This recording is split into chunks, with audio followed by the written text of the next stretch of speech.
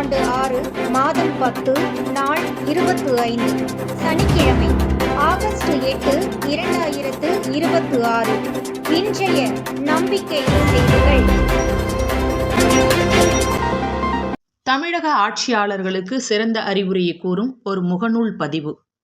அண்ணன், தாய்மாமன், அம்மா, அப்பா போன்ற உறவு முறைகளால் முதலமைச்சர்களோ அரசுகளோ தங்களை அடையாளப்படுத்திக் கொள்ள வேண்டிய எந்த அவசியமும் இல்லை. ஒரு பொறுப்புள்ள அரசு அரசியலமைப்பு சட்டம் உறுதியளித்துள்ள மக்களின் உரிமைகளை நிலைநாட்டுவதில் கவனம் செலுத்தினாலே போதும். அதற்காக ஆட்சியில் இருப்பவர்கள் யாரும் மக்களின் உறவினர்களாக மாறவோ அப்படி தங்களை அடையாளப்படுத்திக் கொள்ளவோ வேண்டியதில்லை. உரிமைகளை உறவுகளாக மாற்றும் மொழி அரசின் கடமைகளை உதவிகளாகவும் நலத்திட்டங்களை உரிமைகளிலிருந்து பரிசுகளாகவும் மாற்றும் அபாயம் கொண்டது. அண்ணன் சீட், தாய்மாமன் சீட் பெறுவதற்கு குடிமக்கள் யாருடைய தங்கைகளோ மருமக்களோ அல்ல. அவர்கள் வரி செலுத்துகின்ற நலத்திட்டங்களை பெறுவதற்கு தகுதியுள்ள உரிமையுள்ள இந்த மாநிலத்தின் குடிமக்கள்.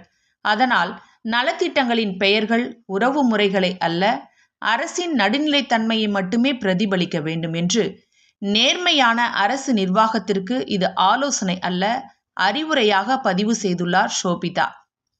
புதிய பார்வை தவறை தைரியமாக சுட்டிக்காண்பிக்கும் பண்பை தமது அடையாளமாக கொண்ட ஷோபிதா அவர்களுக்கு இன்று பிறந்த நாளும் கூட. ஷோபிதா அவர்களுக்கு நம்பிக்கை செய்தியின் பிறந்தநாள் வாழ்த்துக்கள் மற்றும் பாராட்டுக்கள். நம்பிக்கை செய்திகளுக்காக புதுச்சேரியிலிருந்து ஜூலிதாஸ். ஈரோடு நகரில் 24வது வார்டு திருநகர் காலனியில் ஏரியா சபா தொடங்கியது. கிராம ஊராட்சிகளில் கிராம சபை போன்று நகரங்களில் ஏரியா சபை மூலம் அவரவர் பகுதியின் வளர்ச்சிக்கு மக்கள் பங்களிக்க முடியும் என்பதனை நடைமுறைப்படுத்த முதலாக ஈரோட்டில் 24வது வார்டு திருநகர் காலனியில் வாழும் முக்கிய பிரமுகர்கள் 12 நபர்கள் ஆகஸ்ட் 7 வெள்ளிக்கிழமை மாலை 5 மணிக்கு ஒன்று கூடினர். நல்லூர் வட்டம் பாலு அவர்கள் இதில் கலந்து கொண்டு நல்லூர் வட்டத்தின் நோக்கம் மற்றும் கிராம சபை, ஏரியா சபை பற்றி விளக்கினார். முக்கியமாக ஏரியாவின் வளர்ச்சிக்கு மக்கள் ஒருங்கிணைப்பே நிரந்தர தீர்வு என்று பேசினார். அதனைத் தொடர்ந்து மக்களை ஒருங்கிணைக்க திறமை திருவிழா முக்கிய பங்கு வகித்து வருவதாக பாலு அவர்கள் மேலும் கூறினார். விரைவில் திறமை திருவிழாவினை நடத்தவிருப்பதாக இந்த சந்திப்பில் கலந்து கொண்ட கலாம் ஜோதி துறை மாநில பொறுப்பாளர் கௌதம் தெரிவித்தார். இந்த சந்திப்பிற்கு பிரபல தொழிலதிபர் KKSK ரஃபீக் தமது அலுவலகத்தில் ஏற்பாடு செய்திருந்தார். இதில் ஒளிரும் ஈரோடு அமைப்பின் புதிய தலைவர் CD குமார் அவர்களும் கலந்து கொண்டார் என்பது குறிப்பிடத்தக்கது. நம்பிக்கை செய்திகளுக்காக சென்னையிலிருந்து தயாநிதி. சிவகங்கை மாவட்டத்தில் 4 பள்ளிகளில் புதிய 58 மாணிக்க மாணவர்கள். ஆகஸ்ட் 6 வியாழக்கிழமை காலையில் சிவகங்கை மன்னர் மேல்நிலைப் பள்ளியில் 6, 7, 8ஆம் வகுப்பு மாணவர்களிடையே நடத்தப்பட்ட கலந்துரையாடலில் 13 மாணிக்க மாணவர்களும் 9, 11 வகுப்புகளிலிருந்து 24 மாணிக்க மாணவர்களும் கண்டறியப்பட்டனர். பள்ளி தலைமை ஆசிரியர் சுந்தரராஜன் அவர்களும் துணை தலைமை ஆசிரியர் பழனிவேல் அவர்களும் சிறப்பான ஏற்பாடுகளை செய்து மிகுந்த மகிழ்ச்சியையும் தெரிவித்தனர். அதேபோன்று பிற்பகல் சிவகங்கை அரசு மகளிர் மேல்நிலைப் பள்ளியின் 6, 7, 8ஆம் வகுப்புகளில் 12 மாணிக்க மாணவிகளும் 9, 11 வகுப்புகளில் 9 மாணிக்க மாணவிகளும் கண்டறியப்பட்டனர்.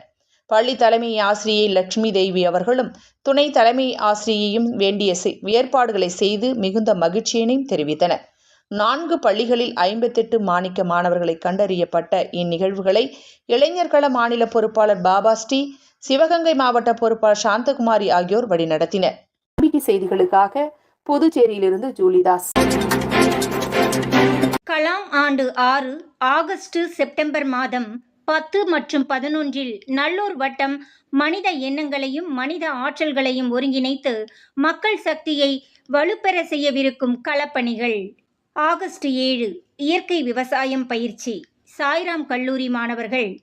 ஏரியா சபைக்கான திட்டமிடல் ஈரோடு திருநகரில். மாணிக்க மாணவர் கலந்துரையாடல் திருப்பூர். ஆகஸ்ட் 8 கூகலூர் கிராம வளர்ச்சி சந்திப்பு, மாதிரி கிராம சபை தேனி மாவட்டம் எரசக்க நாயக்கனூர். முன்னாள் இராணுவத்தினர் சந்திப்பு நாமக்கல். ஆகஸ்ட் 9 கலாம் ஆண்டு 7ற்கான திட்டமிடல் ஈரோடு. லட்சிய பாராளுமன்றம் சாய்ராம் கல்லூரி சென்னை.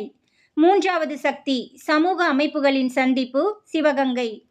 ஆகஸ்ட் 10 கிராம சபை விழிப்புணர்வு, வீடுதோறும் விழிப்புணர்வு அழைப்பு, வேலூர். ஆகஸ்ட் 11 விவசாயிகள் ஒருங்கிணைப்பு, சங்ககிரி, சேலம். ஆகஸ்ட் 16 திறமை திருவிழா, செம்மை இல்லம், காந்தி கிராம குடியிருப்பு, திண்டுக்கல். சாதனை மாணவர்கள் ஒரு நாள் முகாம், ஈரோடு, செங்குந்தர் பள்ளி. செப்டம்பர் 5, 6 லட்சிய உள்ளாட்சி வேட்பாளர்களுக்கான வைய தலைமைக்கொள் முகாம், உசிலம்பட்டி, மதுரை. செப்டம்பர் 6 சிவகங்கை ஒரு நாள் முகாம். செப்டம்பர் 12, 13 லட்சிய உள்ளாட்சி வேட்பாளர்கள் மகளிர் முகாம், திண்டுக்கல், காந்தி கிராம ஊழியரகம். நிகழ்வுகள் அனைத்தையும் வழிநடத்தும், நிகழ்வுகளில் பங்கு பெறும் அனைவருக்கும் தமது பாராட்டுக்களை தெரிவித்துக் கொள்கிறார் நல்லூர் வட்டத்தின் மாநில பொறுப்பாளர் முத்துகிருஷ்ணன். நம்பிக்கை செய்திகளுக்காக சென்னையிலிருந்து தயாநிதி. இத்துடன் இன்றைய நம்பிக்கை செய்திகள் நிறைவடைந்தன.